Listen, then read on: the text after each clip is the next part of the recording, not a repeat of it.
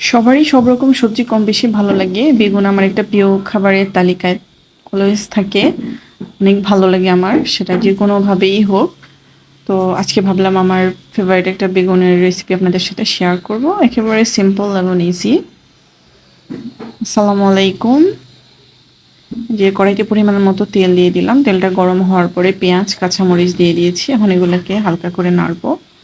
আমি বরাবরই একটু তেল কম খাই। আপনারা যারা আমার ভিডিওগুলো দেখবেন তারা সবসময় দেখবেন আমি একটু তেল কম খাই, যেহেতু আমি স্পেশাল ভাবে যে এমন না যে আপনাদেরকে দেখানোর জন্য করবো। আমি অলওয়েজ যা খাই, যেভাবে খাই সেই ভিডিওগুলোই আপনাদের সাথে শেয়ার করার চেষ্টা করি।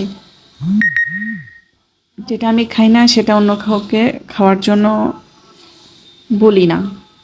তো আমি পরিমাণ মতো রসুন দিয়ে দিলাম, রসুন দিয়ে এটাকে কষাবো।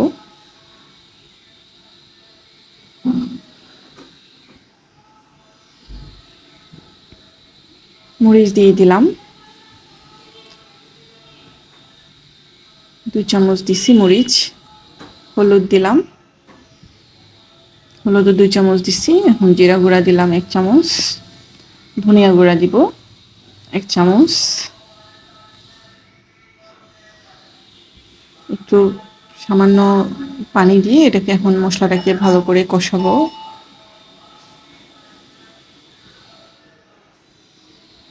লবণ দিয়ে দিলাম 1 চামচ, পরে টেস্ট অনুযায়ী যদি লাগে দিব, না লাগলে তো দরকার নাই। এখন আমি বেগুনগুলা দিয়ে দিচ্ছি, যেগুলো আমি আগে থেকে ধুয়ে রেখেছি।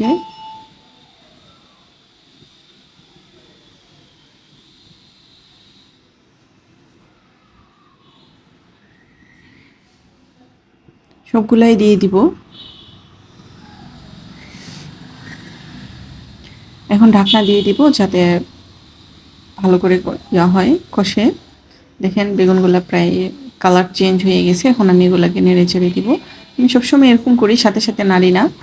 একটু যখন কমে আসে তখন নাড়ি, নাড়তেও সুবিধা হয়। আর আমার কাছে মনে হয় যে এটাই মনে হয় বেস্ট, আমার ভাল লাগে। আমি ঢাকনা দিয়ে রাখি কিছুক্ষণ, তারপরে নেড়ে চেড়ে দিই।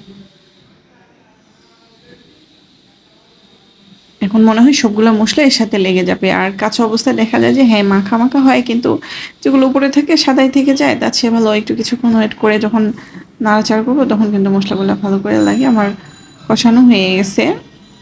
আমি এখন পরিমাণ মতো পানি দিয়ে দিব, যে যেমন পানি খান। দেখেন আমার কিন্তু তেল অনেক কম দিয়েছি, তারপরেও কিন্তু মানে তেল ভাসতেছে। আর মাছ দিয়ে দিচ্ছি, এটা হচ্ছে মাছ দিয়ে রান্না করা। তো আমি যেহেতু মাছ, যে তেলের মধ্যে মাছ ভাজছি সেই তেলের মধ্যে সবজিটা রান্না করতেছি, যার কারণে মাছটা আগে কষাই নেই। আর যখন আপনারা তেলটা দিবেন না তখন অবশ্যই মাছটা কষাবেন, তাহলে একটা টেস্ট হয়। আর আমি এভাবেই দিই, দিয়ে যখন কিছুক্ষণ রেখে দিই ঢাকনা দিয়ে, তখন কিন্তু মাছের টেস্টটা চলে আসে। দেখতেছেন কালারটা অনেক সুন্দর হয়েছে। হালকা করে ধন্যাপাতা দিয়ে দিলাম, শেষ হয়ে গেছে ধন্যাপাতা, তাই অল্প দিলাম। দেখেন এটা একদম ফাইনাল লুক চলে আসছে। দেখেন তেল কিন্তু উঠছে, আমি কিন্তু অনেক কম তেল দিচ্ছি। তো আপনার যদি ভালো লাগে অবশ্যই আপনার রেসিপিটা ট্রাই। আল্লাহ হাফেজ।